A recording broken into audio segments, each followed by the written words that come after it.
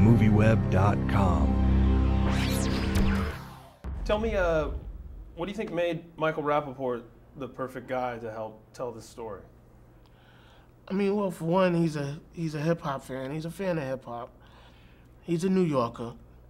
You know what I mean? And well, my reason for thinking so is because he's dealt with movies. He's an actor, but that doesn't always make you a director, so forth and so on. But it was his debut.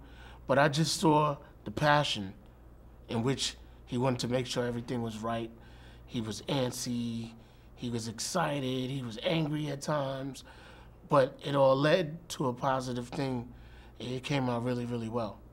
Now, so I was comfortable with him. Did you get a chance, I think probably at Sundance, to watch this with an audience? Yes. And how did that feel? What did you think about the different reactions? Well, that's when I shed a few tears, because I basically just watched my life flash in front of my eyes. And I watched it previously with my wife and my mom's or whatever, but it wasn't emotional at the time.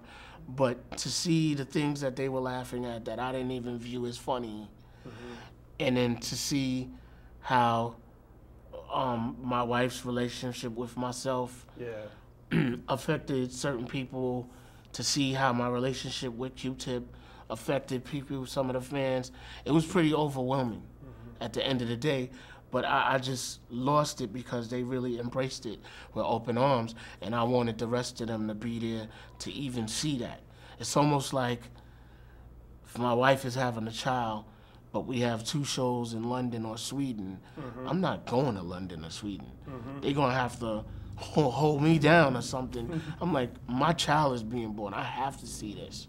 You know what I'm saying? And that's how I felt when they weren't there. I wanted them to be there so they could witness how these people really accepted this film. Like 300 people. I think that's the problem, too. They probably watched it on a computer screen if they could see it.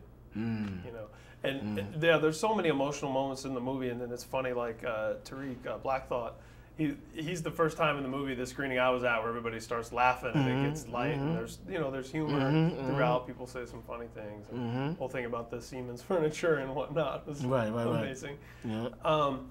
So, you know, I found as a student of all this and interviewing bands, and a lot of the great collaborations and partnerships have some of that tension, you know, whether it's James and Lars and Metallica, whether it's Lennon and McCartney, whether it's Jimmy Page and Robert Plant. I mean, throughout a lot of genres, these guys that make incredible contributions like Tribe, a lot of times at the core of it, there's this duo where they're best friends and brothers, but there's friction. Do you think that friction also contributes to the creative side? Was that always kind of part of it? Absolutely. It does. And sometimes it would get out of hand and things of that nature.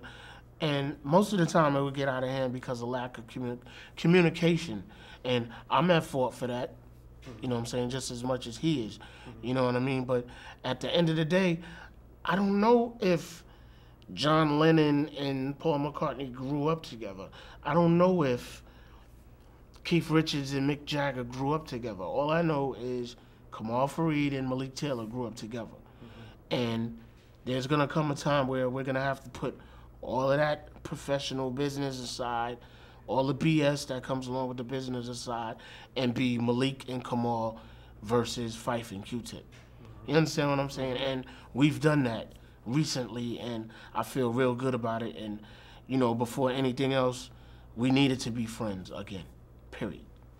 You know what I mean? That's really good to hear. I think if we decide to do something along the way again, it will be better off because we're boys again. I think the reason why A Tribe Called Quest is still relevant is because it was truth.